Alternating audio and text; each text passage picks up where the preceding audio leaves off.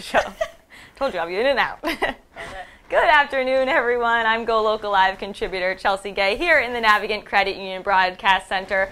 Already having fun with Allie Innes from Bin 312. Thank you for joining us today, Allie. Oh, it's my pleasure. Anytime I can talk about champagne. I know, yes. She's a self-proclaimed champagne nerd, right? Oh, absolutely. That's the title officially, I think, that you have. Yep. So what more of a fitting time to talk about champagne than when we approach New Year's? I think everybody just decides that they need to drink champagne for New Year's. It's like the national drink of the holiday. So wanted to bring you on, as you are like the resident expert in the champagne world, to talk a little bit about kind of some trends in champagne you're seeing this year, some awesome bottles. I know you brought me a couple, and maybe just chat about some others that you have at Bin 312 and talk about the place in general, the wine cellar, because I hear it's pretty awesome. Yeah, so Bin 312, we are located on South Main Street at 312. It's our address, actually. Yep. On the east side. And yeah, we actually have a pretty extensive selection of champagne. It really is my passion within my passion, larger passion, that is the world of wine. And yeah, honestly, there is no better time to be a champagne drinker than right now. Yeah. And December 31st is actually National Champagne Day. Awesome. So we do a free public tasting from 1 to 4 p.m. where we'll actually pour 4 different champagnes for people to try. And it is a really exciting time to be a champagne drinker or to get into the champagne wine style because there are so many different growers. There's actually, I would say since the 70s, but more than ever now, a huge viticultural movement. You have a lot of producers that are refocusing their efforts on viticulture, so their work in the vineyard and taking care of the land, which is so important, and making really terroir-focused wine. So what I've brought for you are 2 of my favorite picks. We actually have, so champagne, there are 2 different styles of producers. There are big houses that buy their grapes. These are Grand Mark houses, and then grower producers like Pierre Giminet. And these are very small farmers that grow their own fruit and make their own wine. Okay. So this here is the grower champagne, and that is made from a vineyard that grows their own grapes and produces it within the same location. Yes. Okay. Exactly. And then this is from like a larger champagne house, still delicious, but it can be from any region. Yeah, it can be. So there are 4 dominant regions in Champagne, and Louis Roederer has vineyards in all of them. The other interesting thing, though, that I wanted to point out is that, you know, Champagne, at least in the wine world, the dialogue about Champagne has really focused on grower producers, and that's spectacular because these are actually like very small individuals, and we are so fortunate in the United States. Importers do a lot of this work, and they like find us the best of the best. So right now we are really living in the moment. You have lots of champagne, exactly. But there are big houses like Roederer. Roederer is actually the biggest. They have the most organic and biodynamic vineyards, and out of all of the big houses, they actually own the most of their own vines. Okay. This particular wine is actually the only wine that they make that is not made with their own fruit. So it's really exciting too. Okay. But yeah, and the other reason why I selected these 2 are there's such a breadth of styles in Champagne. So the Giminet is actually going to be made with 100% Chardonnay. And then the Roederer Brut Premier, this is made with a blend of Pinot Noir, Pinot Meunier, and Chardonnay. There's a little bit more Chardonnay than Meunier, but that's okay. That's okay. And the styles are just total polar opposites. So the Giminet, this is like what I want to pour at the beginning of the meal, right? Or with oysters or sushi. Like, it's got really tremendous acidity, and that's because it's made with Chardonnay. It's a Blanc de Blanc, what this style is called. And these wines, because they have such tremendous acidity, they just are so good at the beginning of a meal as an aperitif. It really gets your mouth watering. You start to salivate, gets you like ready for the next course. Ready to eat. Exactly. Yeah, exactly. absolutely. That's where my mind is going at. Eating, yes. What do I eat next? Exactly. Okay. And then the Roederer, so 2 things about the Roederer in this style of champagne. It's definitely like a fatter, richer style. It's made with quite a bit of red grapes, so the Meunier and the Pinot Noir. This adds that richness to it. The Pinot Meunier is known for its fruitiness, its viscosity, and then Pinot Noir, on the other hand, has these really intense, like umami, really savory notes. So like this is very approachable and I think appealing to many, but also like this with like roasted mushrooms or even like, dare I say, like pork belly or steak, like red meat, you're going there. Well. Exactly, exactly. So, you know, as we touch upon champagne trends, I think we're really starting to see people that are thinking outside the box at restaurants and doing full champagne pairings with meals. We're actually going to talk to one of them next, and finding a way to pair champagne with something like a steak, which you wouldn't normally see before because of the influx of new options. Absolutely. So, yeah, I think that's really, really exciting. So talk to me a little bit about the price points of these two champagnes and maybe some others that you may have in the store as well. So that's the other thing that's great about champagne. I think that it's really like an affordable luxury, right? We talk about champagne and we hold it in the same regard as we do like fine Bordeaux or really nice Burgundy. It's a celebratory drink in most cases. Yeah. But actually compared to the most expensive versions of Burgundy and Bordeaux, champagne is actually a value product if you think about it. So both of these are, so this one is $60 and then this one is around $90. Okay. But we actually have, our champagnes start at $33. And they go up to Louis Roederer's Cristal is the most expensive bottle. Yes, the that Cristal. we have. They can exceed $200, $300. Yes. But that being said, there really is something for everyone. Okay. And so I know we got right into the champagne because it's super exciting, but let's talk a little bit about Bin 312 and sort of the scene there. It's a really cool restored space that used to, you know, it kept the brick, kept the really cool area. So talk to me a little bit about the sort of the feeling that you want people to have when they go inside. It's different than a liquor store, I would say. Oh, so what do people experience when they walk in? Absolutely. Well, the owners, John and Tony, when they started the store, they actually were not in the wine industry. This is actually their retirement gig. Just enthusiasts, right? Why not? Exactly. But they were collectors. And Okay. They had a pretty tremendous understanding about wine going into this. But just in their own experience, when they decided to open a store, it was really, they wanted to create a very welcoming environment, and they wanted to create a type of store that would facilitate learning and kind of spark like a dialogue about wine, which is exactly what we do at Bin. And they wanted to take the intimidation out of wine. I don't know how frustrating it is when you go into a store and you're like, oh, this is $13, let me look, and then you see the bottle next to it and it's like $200. Yeah. It's like, oh my God. And the descriptions are tough sometimes. Exactly. I don't know, Exactly. So we actually, our primary focus is on tonight's wine. We have a really large breadth of wines that are under $20. Okay. It comprises the whole center of the store, and it's really fantastic. So people come in. It makes shopping at Bin 312 very dangerous. But you actually get a bin to put it. You need a bin for all your wine. Yeah. Back the truck up. Exactly. But yeah, so we definitely have like quite a lot of wines that are under 20, but they're not, you know, commodity wines. They're a lot of them are from kind of off the beaten path regions, maybe from esoteric varietals, from very small like farmers, and just like very small artisan producers, and they're not organized by region or varietal. Kind of like people tend to gravitate towards what they know, which is fine, but we find it more interesting, so we have it organized by the weight. So usually when you're shopping at Bin, if you like a bottle of wine and you're looking at it, the bottle to its left and its right, you're probably going to like it too, even if it's not made from the same varietal or the same region either. That's an interesting way to organize it. I don't think a lot of people do that. So. No, definitely not. Must have taken time. Definitely, yeah. Well, we like to think of wine as it goes with food. It's also where like tonight's wine comes into play. It's like the Dewey Decimal System of wine. Exactly. Exactly. So you guys actually have a tasting tonight. You have them every Thursday at 5. So talk a little bit about that. That's something where people can come in and there's sort of different feature wines every week. Is it something that how is that organized and what can people expect when they come in for a tasting? Yeah, so every Thursday from 5 to 8 p.m. It's really casual. You can come up whenever you'd like. But we select between 4 and 5 different wines. We also sometimes do spirits. And typically these wines are a collection of things that are new to the store or we're really excited about that we want people to try.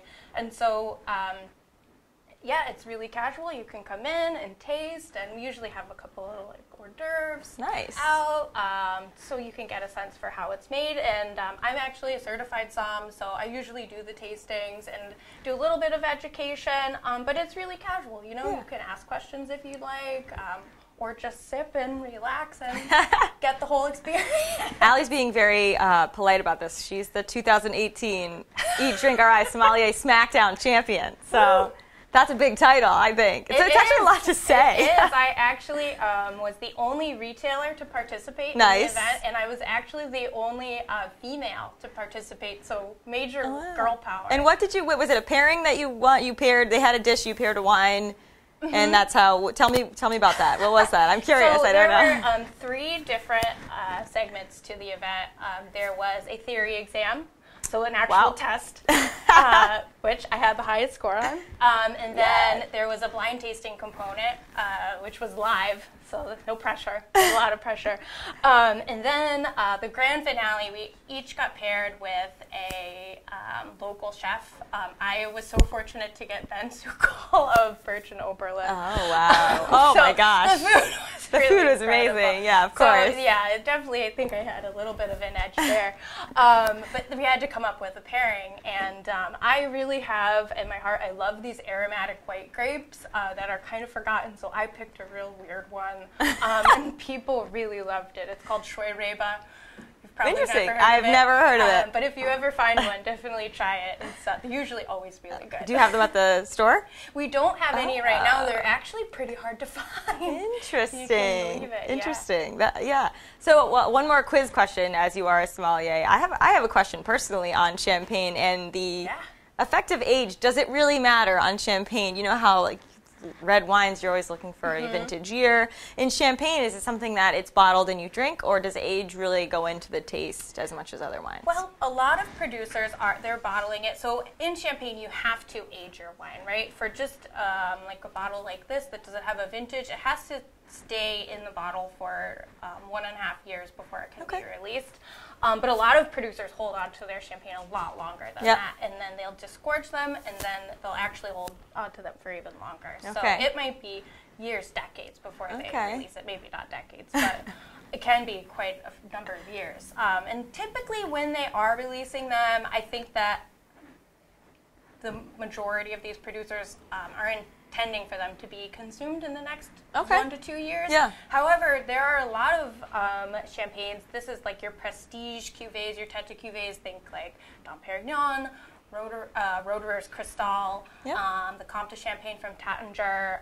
These are the best wines that these houses are making, and I think that they really can age. There are a couple of different schools of thought that tend to disagree on this, but I think that some of them do have a lot of staying power. I will advise to anybody, though, that is aging champagne, what inevitably happens is that over time you do have a loss of bubbles. So as your effervescence and the bubbles goes are down, the best part. Your wine does mature. I know it is the sparkle, right?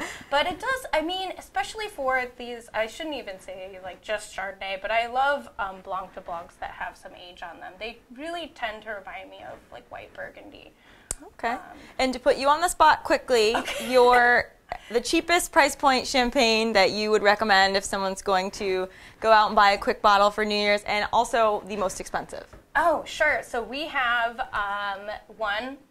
It comes in through Teuton called Louis de Sassy. This producer is in the Aube. It's actually a region that's disconnected from the heart of Champagne, but they make incredible wines in the Aube, and they usually come with a lower price tag. Nice. And Sassy, their focus is on producing affordable champagne. It's kind of like the gateway drug into the world of champagne. So I usually try to get people to buy those. Okay. And that's the $33.99 one. Okay. And I don't even think you have to spend a lot for a great bottle. I mean, you can definitely get a bottle of Dom at the shop, but I like the Perrier, that's the one. Exactly. Oh, nice, Yes, with the flowers on the bottle. I think I'm just like attracted to the flowers. It's really beautiful. But some of my favorites, we have one right now at the shop that is just so crowd-pleasing. It's from our Dumont. This is another really small grower producer. Okay. This comes in through Wine Wizards, and it's a Solera champagne. So it's actually, they started this tank in 1991, 1992, and they add fresh juice to it every year. They didn't make a bottling of it, though, until 2010. So they had a pretty tremendous amount of reserve wine going in. Okay. And this wine has just these really heady kind of umami-driven notes. So savory, it's so rich, but it has a lot of freshness too because there's fresh juice added every year. And that one is only $50. There you go. I salivate while you talk about wine. I don't even know like where umami. Every time you say umami, I'm like, okay, yeah, sign me up. I'll eat that. Exactly. Well, thank you, Allie, for joining me. It doesn't even seem like 15 minutes flew by. So if anybody wants to go in and chat more with Allie, go and check out Bin 312 at 312 South Main Street, right around the corner from here. We thank you so much for coming on to talk champagne with us. And if anybody wants to go out and grab some champagne before New Year's, go tonight because there's a tasting. So you can sip on some wine, buy some bottles of champagne, and talk to Allie here, who is a wealth of knowledge on all things wine and champagne, and the SmackDown champion, sommelier. So, Allie, thank you so much for joining us. Thank you for having me. If you love champagne, stay tuned because we are going to be talking to the Ocean House next about their Veuve Fondue Express, which is pretty awesome. I don't know if anybody's seen it on Facebook. And we will have Jonathan on to talk a little bit about what that is. And if you couldn't get a reservation, you can hear more about it and kind of have FOMO and wish you were there. So we'll be right back in just a couple minutes. See you then with Jonathan.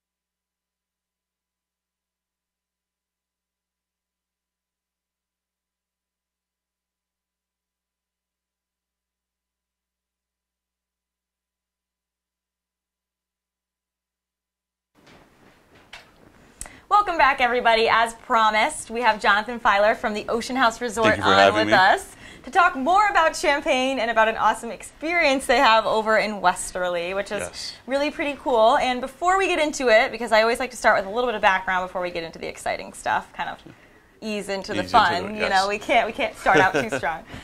Tell us a little bit about Ocean House. You've been there since the restoration in 2010. Yes, I started with them as their wine director. And been with them since we were just a really pretty hotel on the bluff without all of our amazing accolades. You're the wine guy. I'm the wine guy.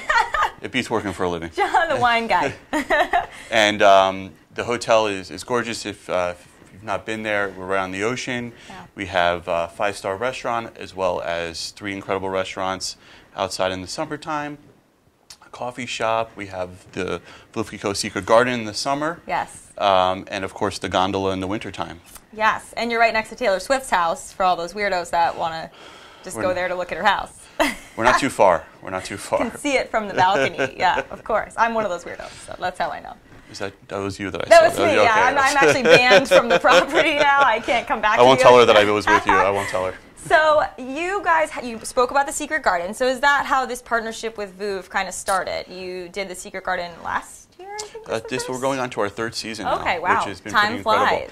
We started working with them around 2011, 2012, and our relationship just sort of grew. And when we have this beautiful deck, right, that faces the ocean. It's probably the nicest view in the state of Rhode Island. Yep. Sorry to say. Yeah, you're biased. I'm biased. I'm biased. I mean, It's probably a little true. And, maybe one of the houses has a nicer view, but they barely. Again, can't barely go there. Can't go there.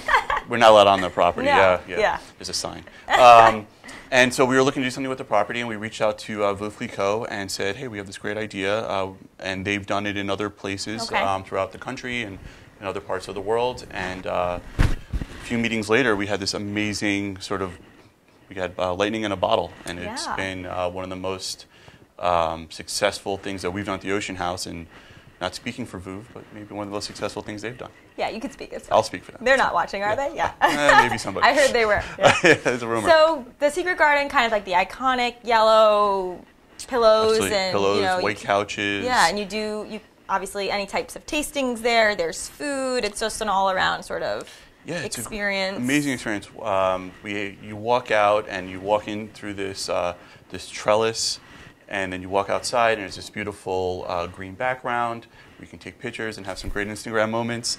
And then you walk out, and the ocean just opens up in front of you. And we have a beautiful bar. We serve hot dogs and champagne, and it's all focused around their rich champagne. Hot dogs and champagne. You know, how did that happen? VOOV was cool with that. They're like, little something high, little something low. But it all works. I mean, champagne and fried chicken is, one of the most amazing Eddie's doing champagne and fried chicken on New Year's Day. So, I mean, there's something special about it. There is. And we do a lot of different hot dogs. We do seafood. We do local hot wieners. And we do truffle popcorn. And you sit at your table, and you can order the rich cocktail. We do the rosé. We do their brut. And then you can do a glass of Yellow Label. You can go all the way up to their Grand Dame champagne, which is their tête de cuvée. And just really make an amazing afternoon for yourself. Yeah, have a little ladies' lunch and absolutely, or just go out with the guys and pretend like. we have everybody that comes there, and it's not designed for any particular moment. It's designed for any moment, and we have everybody from mothers and daughters that come out, and families that will be out there. People come out before they have dinner, and just have a nice glass of champagne. And we have some guests that just come just to be out there, and they're there all afternoon. I like that. It's an any moment. Place. For any moment. Any I like moment. that. So you have the Secret Garden through the summer, and then sort of said, what the heck do we do in the winter? What do we do in the winter? And it's funny as we talk about it, I think Rhode Island's kind of getting into these like experiential things. You gotta do more than just be a restaurant. You have to be more than a bar. You have to provide an experience now. And so you guys have done that with the Fondue Express, I think. And so for those who don't know what that is, let's give them a little sneak peek into. So a bit of the background behind it was we were trying to figure out a way to create this experience in the wintertime. And it does get cold outside, especially by the beach. And our president, Daniel Hostetler, had this great idea of a gondola. And what a gondola is essentially a ski lift. And so we went and found one, and it was a used Stratton Mountain ski lift that we went and refurbished. And we had some local hand craftsmen repainted in the VOOV yellow. We had a gentleman who does millwork that refinished the whole inside. I mean, and it looks like a little Swiss village inside. Wow. And if you go onto our website, you can see this time-lapse movie of how it all works. And we brought it to our warehouse. And they did the work, and I mean, it was probably one of the quickest things that we turned over. It was just in a few weeks. Yeah. And it sits right in the front lawn, right behind our 35-foot Christmas tree. Nice. And it's all secluded with pine trees around it. You have your own server, and it fits up to 4 guests. Nice. Intimate experience. Very intimate experience, and it's designed to be that way, where the Secret Garden is you can be surrounded by a lot of people. This is 4 people. You go in, and there's a tasting menu with raclette and sliced charcuterie and fondue, where you can dip potatoes and bread in. It's kind of gluttonous and very just an amazing experience. And of course, we do a champagne tasting along with it. So you start off with a rich cocktail, which we have here, and it's cranberries, honey, and rosemary, and we put on ice, and then we just pour the rich rosé right over it. I was going to say, I was going to get mad at you for bringing an empty cup. I was like, he brought me an empty cup. That's not fair.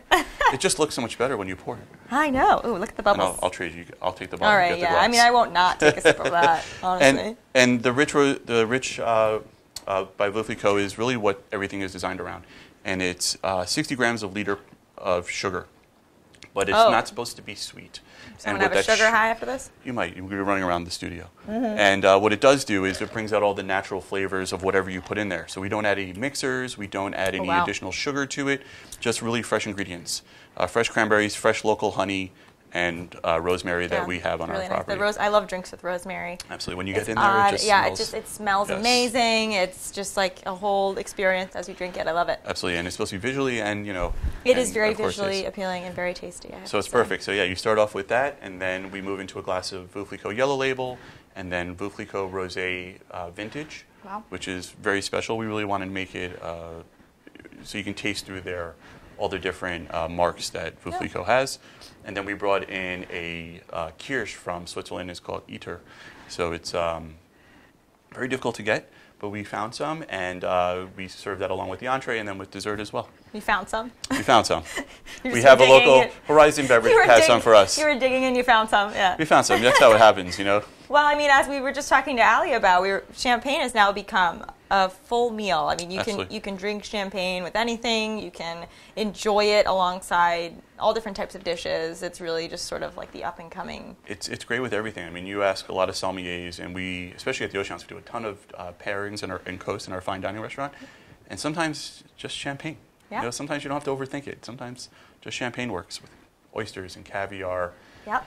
And anything, and they go all the way from dry to sweet. Yeah, so champagne is I think it's for everyone. It's one of those things. Nobody's going to turn down a good glass of champagne. It makes a great day better and a bad day just a little bit better as well. May all your pain be champagne is my favorite quote about it, because I'm a big champagne drinker. So you forgot to bring me a coat. I did. Yeah, so let's talk a little bit about, you said it was cold. It is. Yes. We all know it's cold. It's freezing. So now you guys have a pretty special part of the experience where you have, special, very Instagrammable jackets that everyone can wear when they go into the gondola. We do. We have these amazing Columbia jackets. They're made with 27 recycled water bottles. Oh. And they're beautiful, all snow white, and extremely warm. Extremely light, but very, very warm. So when you arrive at the gondola, you can either wear your coat or you can exchange it for our Columbia coat. And we do sell them in our boutique as well. So if you like them and they keep you warm inside the gondola, you can buy one and take it home and keep you warm all winter long. I know, you're supposed to bring me one to keep me warm today. I was. It was warm out, though. I figured you didn't need it. Oh, you thought I didn't need it. Oh, perfect. So let's talk sort of the nitty-gritty logistics. You guys are pretty booked up. We are pretty booked up. But there's some lunch spots, which is fun. I mean, we're in that season where you can take a day off. Well, I say you start there at lunch, and then you just sort of migrate into the bar and, have some drinks there by the fireplace. Yeah. Do you guys have a spa? We do have a spa. We have a 5-star spa. You go to the spa afterwards. Okay. But there are a few dinner reservations available. Okay. You can go onto our website and see if one of those works for you. But it filled up very quickly, which is amazing. We're very excited by the response. Nice. And it's priced per couple and per four, correct? So it's for 4 people. Okay. Without the wine pairing, it's $300 up to 4 guests. Why would you do it without the wine pairing? Well, because sometimes you just want to buy a whole bottle of champagne. There you go. That's true. So there's options in the world. You are thinking. That is smart. That's smart. But if you do want to do the pairings, there's an additional fee, and it's I believe it's for a little just over $400 with the pairing, which is really a great value if you consider the whole entire experience overall. Okay. If I do say so myself. That sounds amazing. And you can go on the website and look at some pretty awesome pictures and time lapses. Yes. It's really sort of a cool, creative thing that you guys came up with. So kudos to you for that. Thank you very much. Awesome. We appreciate it. I'm glad it's been successful. Thank you. We hope I'm to see glad you guys came on to chat about it. Yes. Absolutely. I actually went, a couple of my girlfriends were like, maybe we'll get that for our Christmas gift to each other. We're like, we're not going to buy gifts. We'll just go and just have an experience. Drink. I mean, we were supposed to go to the Secret Garden last year. Just, time gets away from you. Time gets away from you. You can't let that happen. You got to just go. I know. Well, I'm actually getting married in 4 days. Oh, wow. Congratulations. On New Year's Eve. So after that, I'll have a lot more time to Maybe go drink and some drink. Veuve. I will drink some Veuve, yes. I heard some other names floating around earlier, so we'll... Yeah, she gave me some really good ideas, but I'm sure they'll have... it's at the Dorrance. I'm sure they have Veuve at the Dorrance. I'm sure they do. We'll give it that. And so actually last week on the show, I was talking to someone who told me about a pretty cool New Year's party you guys were having. So I think it's Austin Powers. Austin Powers theme this year. So every year we do an amazing black tie event at the Ocean House where the whole hotel is open and we do food stations and open bars and we have 2 amazing bands that play. and every year it's a different theme. So this year is Austin Powers. So I'm really interested to see what everybody comes dressed so it's as. black tie Austin Powers? Well, there's a way to do it, you know. Yeah. You can wear the little I wonder frilly if you can get tie. the velvet blue Austin Powers suit. I'm sure you can. I mean, oh my God, that'd be pretty cool. In the world that we live in, you can get whatever you want. I want to see who comes as Dr. Evil. Oh yeah, that would be a tough suit to get too. That would be tough. But there are plenty of tickets still left. Yeah. And it's going to be amazing. We were talking about that too. People don't make New Year's plans until the day of New Year's. I mean, it's pretty crazy. It's the conversation. Did you get the tickets? I thought you got the tickets. No, I thought you did. So can you show up to go, or you if you just show up, and as long as you're dressed nice, we can sell tickets at the door, and you can come in. But they're available on the web. Dress like a fembot. It'll help you out. There you go. Yeah.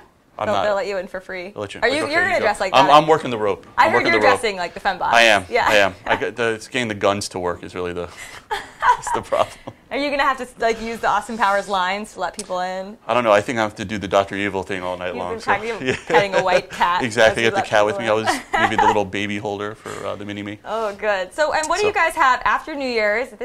The Fondue Express wraps up, in March? It wraps up in March. And then what do we have? And then from there we Give do... us a sneak peek. So we always are doing something at the Ocean House.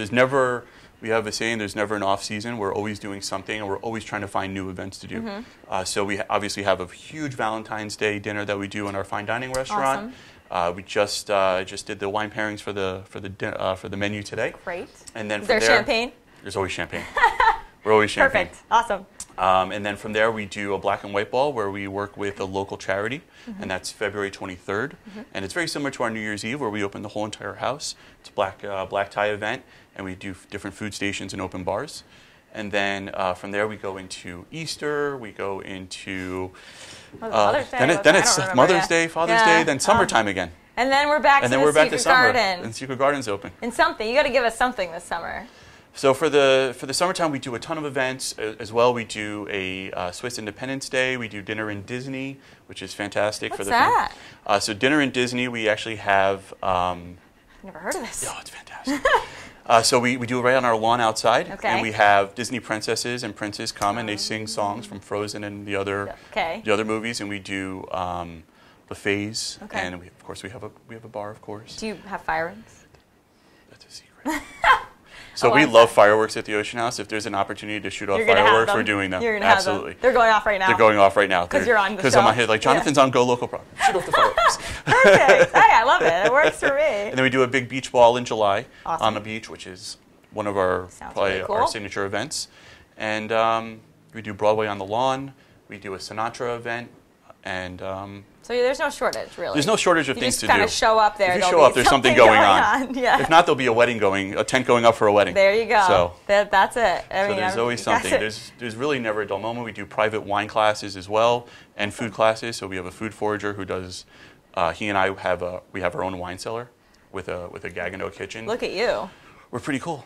You are pretty cool. And so we do private wine classes as well. So it's not just for our hotel guests. Anybody can come and learn about wine and learn how to cook. Awesome. Yeah. Well, Jonathan, thank you so much for coming on and talk with us. Congratulations on the wedding. Thank you. And You're congratulations on the success of the Fondue Express. Thank I didn't you. know I was going to make a rhyme there, but I did. You did. And it sounds really awesome. There are still spots open, so you can head onto the website to reserve those. Get 3 of your friends.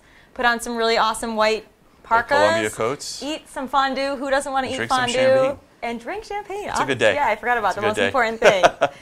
Sounds like a wonderful afternoon. It's a perfect evening. day. Yeah, absolutely. And then you can stay in the hotel and rent a room. Perfect. So nobody wants to drive the over. most beautiful room and look at the view. Well, Jonathan, thank you so very much for coming on with us. And we'll be right back with Karen Beebe from Queen of Hearts. She's going to talk to us about some New Year's Eve fashion tips. Maybe she brought something that you can wear to the Austin Powers party. We'll see. Thank you. Stay tuned in just a couple minutes.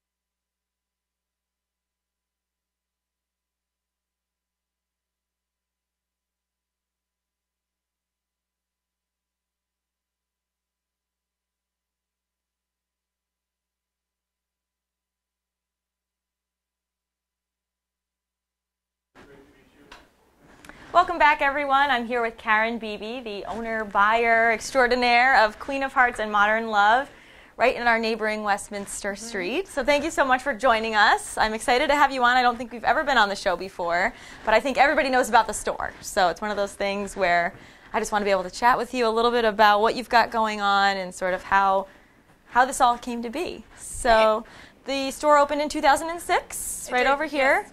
And so talk to me a little bit about your inspiration for opening the store and kind of your background and how you got into all of this.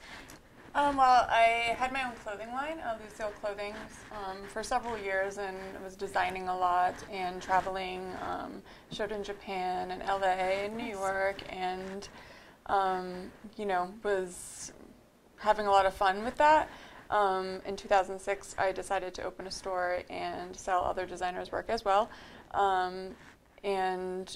I was bartending at night, so I was supplementing my income doing that fun thing. So you were up 24 hours a day, yes, basically? I was. Perfect. I had 13 machines set up in a loft, so I was nonstop selling. There you go. And inspiration came to open the store. It has been really fun. It's changed a lot in the last over 12 years. Yeah. We now do a lot of wholesale with a lot of different lines. We sell everything from Free People, Z Supply, BB Dakota, Jack, a lot of other lines. We sell a lot of jewelry. Tons of accessories. Tons of accessories. We have hobo handbags and wallets that are fabulous. One of my favorite items in the store. Yeah, love these wallets. And we also have our own makeup line as well, which we started a few years ago. Great. So before we get into all that, talk to me a little bit about the window displays. I love the window displays always. Are you the one that comes up with all of that? Do you collaborate on that? It's a group effort. We have a really great team at the store, small staff, but everybody collaborates.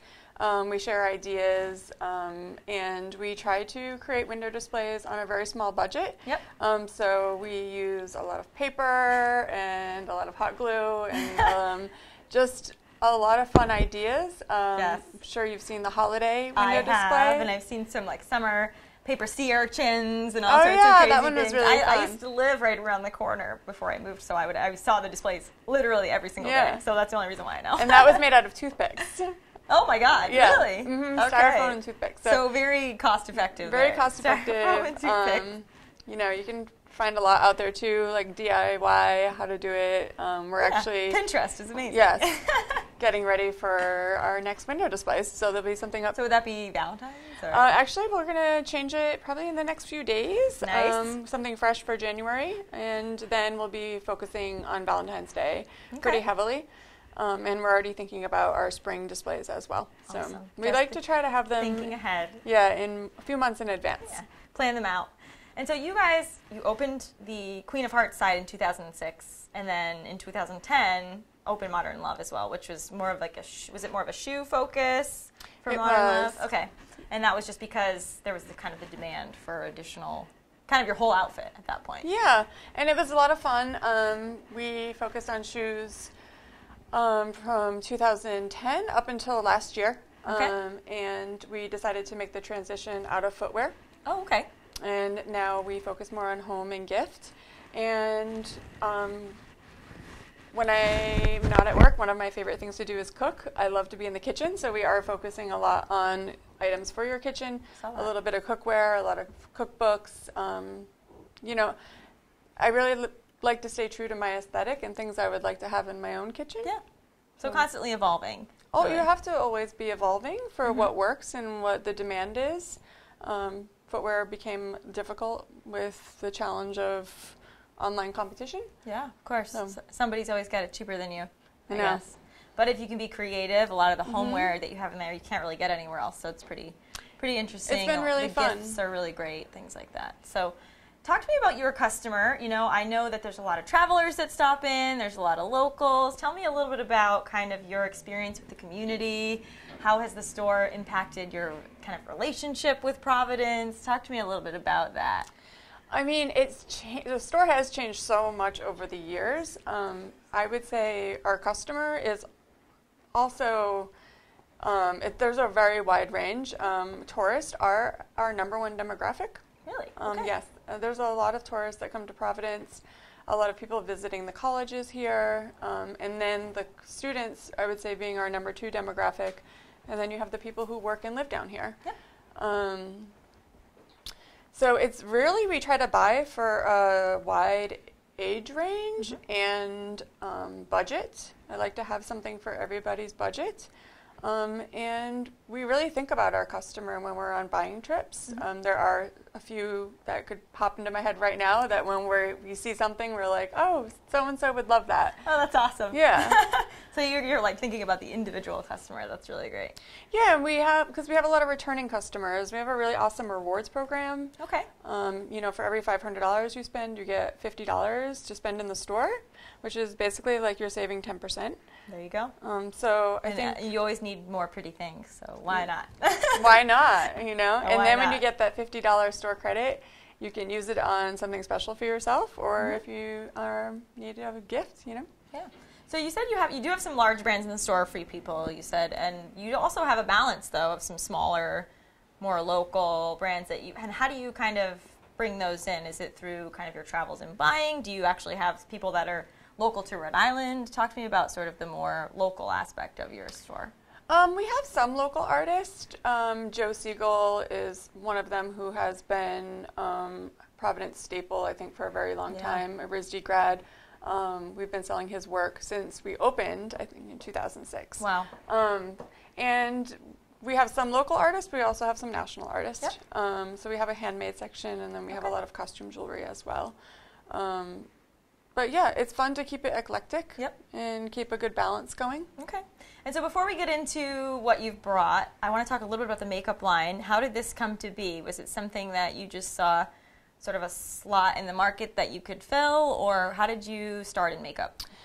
Well, when I was doing a lot of fashion shows and with my own clothing line, I was also doing makeup, and that was really fun. And when I moved from Union Street to Westminster in 2010, we actually launched a makeup line, but we didn't focus on the packaging as much. And we did it for a couple years, and then we took a break from it. And then we decided we wanted to sell cosmetics again. And I started looking at all of the lines out there and realized that we actually can do this again, and we just need to do it better. Yep. All of our makeup is made in New York, and we do private label. But our most important thing is that there's no animal testing. That was my number one thing when I was looking for a company who would be making and producing the makeup, and it's all hypoallergenic and paraben-free. Some of it's even kosher. So there are some important aspects to that. And then we mainly stick with lips and eyes. Yep. The two most important face groups. Right. I love lipstick. Who doesn't? So we mainly focus on those little fun little things that you can pick up, rather than skincare. We do have some skincare products in the store. Okay. However, with our own line, we mainly have stuck with really fun lipsticks, lip liners, mascara. Yep. And you brought me one here. Is this looks like a very glamorous color. Do you have it on now? Is this the one you have on? It looks no, I'm similar. actually wearing Ava, but I thought this one would go really well with the look I brought. Yes. So this is sort of a New Year's Eve, very glampy sort of red lip, burgundy lip. Yep, this one's called Very Berry, and this is one of our ultra matte lipsticks. Okay. And they really do last for 7 to 8 hours. Wow. I might reapply once throughout the day after lunch. So they'll last through all your glasses of champagne they will. On New Year's Eve to go with our theme. And there'll be many. There will be many, of course. And so you've brought us a look for New Year's Eve, which I already love because I saw the dress over here. So I've got to hold this up. And now there are tons of, I'm going to take the coat off first because I want to show this dress. There are tons of New Year's Eve parties. We've been talking about them for 2 weeks going on in the city, outside of the city. It seems like everybody has a different style of whether it's Gatsby, black and white, black tie. So tell me about this dress.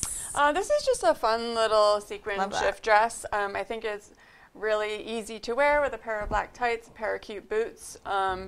You will feel really comfortable in it if you're planning on eating a lot or drinking a lot of champagne.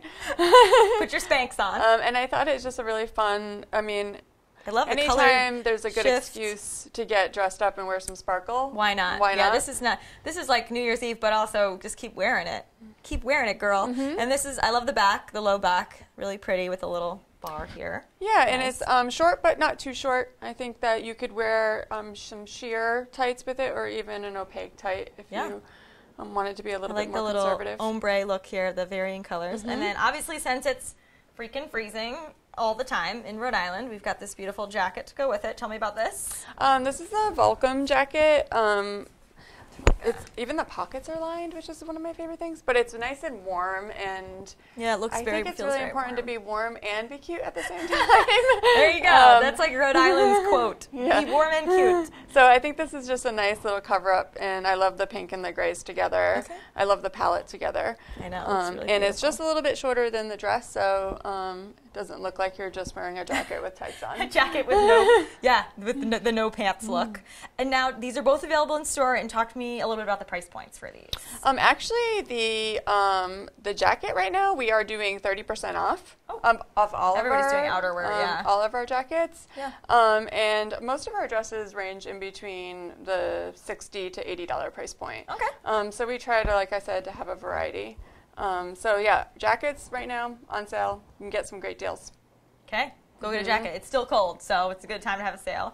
And now you were pairing this with this necklace. Is that the Actually, plan? I brought this necklace to think if Separately. you just are one of those people and you just want to wear a cute little black dress, then you can just have a statement necklace. That is awesome. That you just pair with it, and it dresses up the entire look. Now this is sort of like a longer. Oh, this is beautiful. It's nice and long. What kind of neckline would you recommend for that? And is it kind of any neckline? You can, if you've got a high dress, it'll work. Is it? I would wear a higher neckline with this, and I would do like a solid color for sure, black, even white. I think it would really stand White's out. a great New Year's color. Yeah. But this can just really dress up a little dress, and it also, if you really just wanted to wear jeans and a cute little t-shirt, this could work well too, just to really add a little sparkle to your outfit. And there's a pajama party down the road at Troop. You could even wear this with your pajamas. You could. White pajamas. You just rock this necklace. Some And now I satin love pajamas. these gloves, this pretty purple color. Is this a color that you're seeing as kind of a trend for this winter or going into I think spring? rose mauve colors, purple colors have been super on trend, and I am seeing that going phasing into spring as well. All right. And these are the hobo wallets, like you said. I actually have one of these. I love They this. are. Sort of like you can use it as a clutch, I guess. You can use it as a Fit clutch. your phone in these side pockets. They're Fits so your phone, fits nice your and lipstick, fat. your keys. And they're always they're lined with such cute patterns. I love and they last forever. I mean, I have a hobo wallet that's probably 8 years old. That's still, it probably looks better. And is this also hobo as well? Yes, and these are their limited edition wallets. Hobo every season will bring back your staples of black, brown, and gray. And then they also do a color palette that was limited edition to that season. Okay. And this like is to one see of it. their limited editions. This is called the Halo. And this is the Lauren wallet. And they're just great if you want something a little larger or something a little smaller. Yeah. I carry my Lauren wallet every day. And like they're you so said, nice. I've had mine for about 10 years. Yep. And they They're get worth better it. with time. They're worth it. And they're not crazy expensive either for how long they last. No. And so we only have a couple more minutes, but I want to talk quickly about trends. This is an awesome New Year's outfit, but you always have such cool, trendy things in the store, I feel like. So let's talk spring. What are you kind of thinking is going to happen? Are we still in like shift dress mode, or like what are the spring trends that you're seeing? Well, I'll be happy to share the news that mustard and gold tones are. Oh, they're gone? No, they're coming through. Oh, they are. Into spring, and I'm even seeing them I love into mustard. next fall's Oh, trends. yeah. I love mustard, and great it was a great color for this fall, and I think people are really excited to see that come back. Also, the crop flare. Chino pants are going to be huge again. Flares are coming back. It always does. And it's going to continue. We're actually buying for fall 2019 right now. Oh, wow. So we are still seeing that trend continue right through. Lots of jumpsuits. the jumpsuit is still really, really on trend as I'm wearing one. Yeah, gotta have pockets. You gotta have pockets. And rompers. Rompers, always rompers. Yeah. So rompers, jumpsuits, going strong with mustard and gold, and flares. I love flares. Yes, crop flares. Yes. And we're seeing it more with twill fabrics. Corduroy, of course, is going to fade out for spring, but for fabrics in general, a little lighter weight, lots of stripes. Yeah, some great colors. Awesome.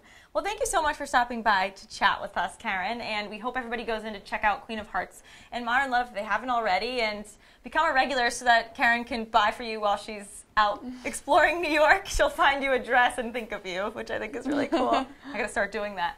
Thank you for joining us. Thanks for having me. Yeah, everybody have fun on New Year's Eve and hopefully grab this really awesome shift dress before everybody else does. So we'll be right back with our last guest. We are going to talk to Anessa from the Food Finessa blog, which is cute because it rhymes. She's going to talk with us a little bit about New Year's Eve sweets and treats. We'll be right back in just a couple of minutes to finish out our show. Thanks a lot.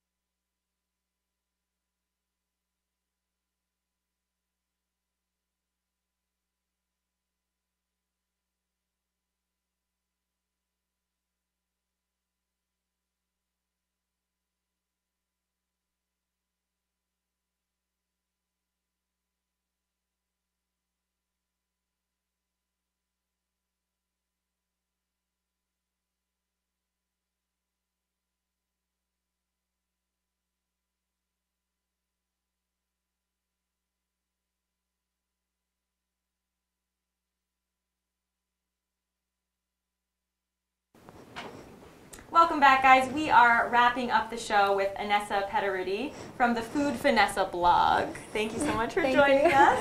Anessa is a kind of an extraordinaire, a Brown student, full-time, in computer science, also plays piano, and has this really awesome food blog called the Food Finessa. Also writes for the Providence Journal. You've got a lot of stuff going on. It's busy. It's a busy time. But so you were at Brown and you were like, I need to do more stuff besides be a full-time student. So tell me about how the blog got started. Yeah.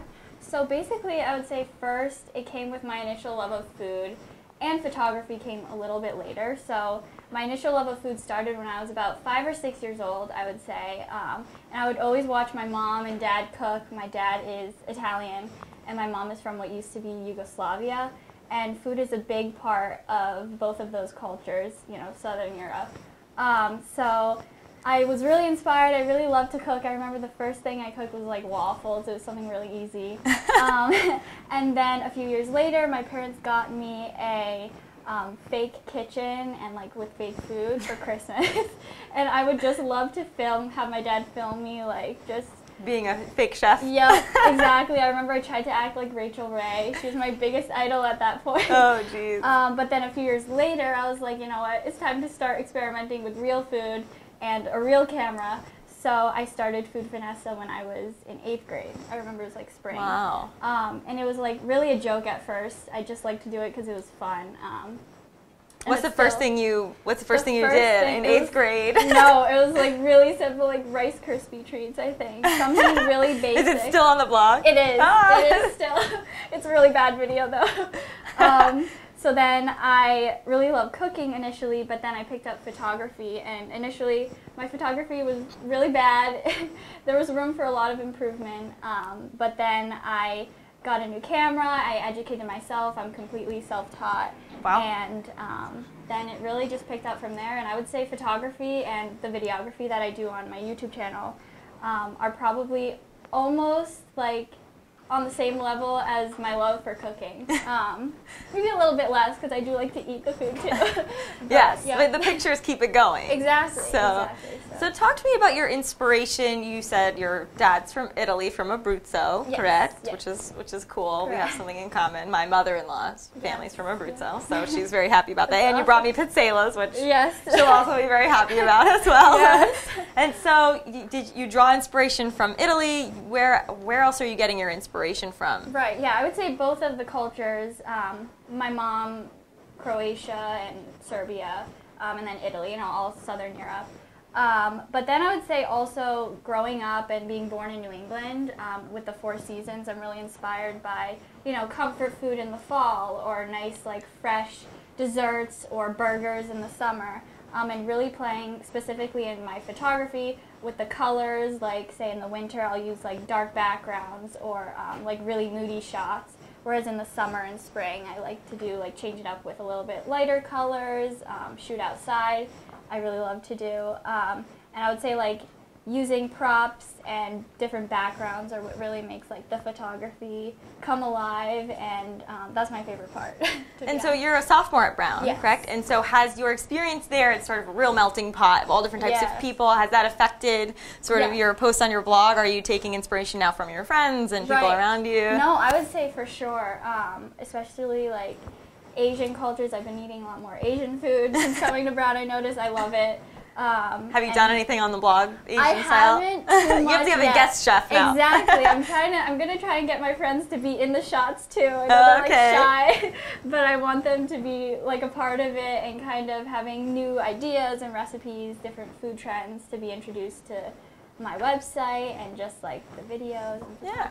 And so you have a pretty good amount of Instagram followers, and with the whole explosion of like tasty videos and people Yes. want to watch other people cooking, and is that sort of where you want this to go? Is this just fun for you, or are you really looking to kind of take your experience in photography and computer science and make this something bigger? Is that the goal? I mean, I like it as a side hobby for now. I do want to... Until Rachel Ray picks it up, right? Oh, yeah. Then all other bets are off. No, I'm kidding. But I would say, like, coming out of college, I do want to be a software engineer. Okay. And put computer science first. But I do love the photography and videography and just film in general. I think that it's really, like, in a way, computer science and film are similar because they're both like creative outlets and ways you can really express yourself without being restricted, and you have a lot of freedom to do what you want, whether if that's make like a piece of software you want or a program, have it do what you want, written the way you want it to, or make a story and shoot it all by yourself or with friends. So I would say I really just want to have it be a hobby for now. Yeah, that's good. For sure. And would you say, obviously you have sort of a technical, right brain sort of mindset. Do you think that helps with the cooking side of things? Like, do you find you're more calculating in recipes? Yeah. And No, okay, for sure. I think being able to have that quick mental math to double a recipe. I mean, that's like a really simple example, but being able to, I don't know, just have a quick systematic mindset when doing a recipe, very methodical. Don't miss anything, leave anything out, or else it can cause patellar. Tragedy. Leave the anise out or something. Oh it can yes, really, can't forget the anise. No, that's most like important. sacrilegious. Oh yeah, for sure. So I would be remiss if I didn't ask a little bit about it for those people that are having some people over for New Year's that aren't going the Chinese food route, because a lot of people do. Do you have any recommendations on kind of fun New Year's finger foods or sweets that people can offer? You posted a really great blog post about making sure that your starters are as interesting as the rest of your meal, which I really like, because a lot of people kind of mail it in with pigs in a blanket or whatever. Yeah, and there's, something. it kind of, you want to keep the anticipation building. Right, so right. do you have any suggestions for people that are doing that? I think as you said, appetizers are really important because they start your meal, or if you're just having an appetizer party, that's basically your whole party, all the food at your party. So other than desserts you might have. Always have dessert. Oh yeah, right. That's mandatory. But I would say as far as my favorite finger food to use, I really like dips. That's really I think easy to do, easy to make large scale, bean dips. I have cauliflower dips. I have a few recipes for dips on my website, foodfinessa.com. And then also pizzas, flatbreads are really, because like foods that you can make large scale and then like feed a lot of people, that's really important. Other things like pot stickers are really, you can fill them with like vegetables or meats. And I really like using actually puff pastry for appetizers and having like, you know, rolling it with meat or prosciutto, you know, that's always a safe bet. Yep. And then talk about desserts. You brought me some pizzelas, which, if I don't know, explain them if people don't know. I don't know. It'd be crazy for people in Rhode Island not to know what pizzelas are. It's like it looks like two kinds here. We have a chocolate dipped, which is a little bit outside the norm of a pizzela, but with these edible gold stars, which are really, really beautiful for New Year's. I love that. And then these are kind of a classic just pizzela, which is like almost like a very thin, crispy waffle, if people are wondering what it is, I guess. Exactly what it is. And so this would be, I think, a great dessert for New Year's, because people probably have them left over from Christmas, too. No, and they stay, like, exactly. They stay for, like, you can keep them stored at room temperature for, like, a week, maybe even more than that, 10 days. And people can go back to your 8th grade Rice Krispie recipe and find out, too, for New Year's. Perfect. I mean, that's good to make large scale as well. But as far as, like, pizzelles and then desserts with champagne in them are really popular for New Year's because the champagne makes the desserts, like if you're doing a cupcake, it makes the dough really fluffy. So that's really popular. Other desserts, like you can do a chocolate truffles or like bite-sized desserts, I would say is the way to go. Party food, you know, typical party nobody food. wants to eat a whole big piece of dessert, too. Exactly. Everybody eats by picking, so I mean, you might as well cater to that. Exactly. If you want to try like a bunch of desserts, you're not going to have like a huge slice of cake of each cake. I know, right? Hopefully not. So as you wrap up kind of, well, we're still in the winter season, I guess, but what kinds of foods are you featuring now? You said you like to kind of use your surroundings to create your next recipes. What do you think is coming up next based on what's available? Oh, I think just a lot of comfort food. I really have always loved comfort food, and I think just making healthier spins on comfort food is really important. I also like to try different vegan recipes. Like a squash mac and cheese is like a good, healthier alternative to just your regular mac and cheese. I would also say, coming into the new year, everyone has the New Year's resolution. Oh, yes. Here we go, the weight loss initiatives, exercising more, and I think that having these healthier spins on comfort food allows you to have comfort food, but at the same time not be guilty eating it. There you go. So, and incorporating greens into that, you know, you can throw like kale or broccoli into your mac and cheese. Hide it from the kids. Exactly. And it could be They'll hidden never zucchini. know. Hidden zucchini. They'll never know. No, it's good. That's awesome. Well, Inessa, thank you so much for joining us. Thank you so much. And if you want to check out her recipes, it's thefoodfinessa.com, and you can find anything from, you know, vegan, paleo. I saw there's recipes that have meat, dessert, all sorts of recipes. So anybody can really go on and find something for their sweet tooth or their salt fix, whatever you need on thefoodfinessa.com. And I just think it's great that this is something you're passionate about, and Inessa's whole family is here pretty much taking photos of her from every angle. So it's obvious that you have a great community around you. So we wish you the best success with the blog. It's really beautiful. So I totally recommend checking it out, and also checking out some of her features in the Providence Journal, because she does write a lot of recipe pieces and blog pieces for them as well. So thank you, Inessa, for joining us to talk a little bit about New Year's treats. And thank you for the pizzelas. They're absolutely beautiful. Hopefully you should probably start making these for real now and selling them. I mean, as another thing to do on top of being a full-time Brown student. Yeah, of course. We'll buy them from you here to help fund the college fund, I'm sure. Oh, gosh. Well, thank you guys for tuning in. I'm glad we got to talk champagne, New Year's, fun events, and also food. It wouldn't be a show if we didn't get to discuss all these awesome things happening in Rhode Island. So thanks for tuning in. In the meantime, check out GoLocalProv.com. We will be back next Thursday with another segment on what's happening in Rhode Island. So we will see you then. Thanks a lot.